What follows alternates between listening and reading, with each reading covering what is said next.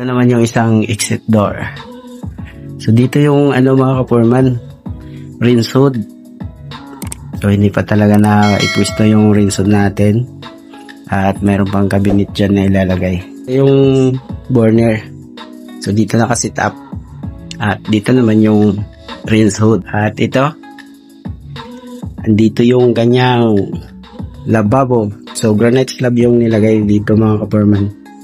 At mapapansin nyo mga kapurman, sa mga gawa namin, hindi na kami naglalagay ng sidings. Yun. Pintura na yan mga kapurman. Depende kasi yan sa kung saan mas prepared ng may-ari na gawin. Ito. At ito naman yung kanyang modular cabinet sa ilalim. So ano yan mga kapurman, melamine board yan. At sa loob nito, mayroon itong mga stainless steel. Yun. So, pull out yan. Ayan. Pull out natin. So, ganun din dito sa kabila. So, soft close yung mga hinges mga kapurman. Yun, hindi siya lumalagapak. Ito, ganun din dito sa kabila. Mayroon ding pull out dito na tray. Ito yung sa taas. Yan.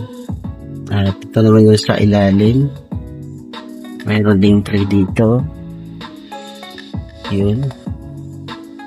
So, ganun lang mga kapurman yung design. At dito naman sa kabila, yung dito na side, mga shelves na lang yan.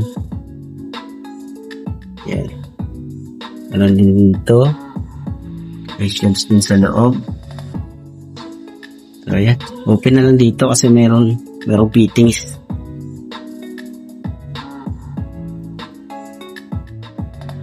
So, yun lang muna mga kapurman yung natin dito sa kitchen area. FD Construction Services.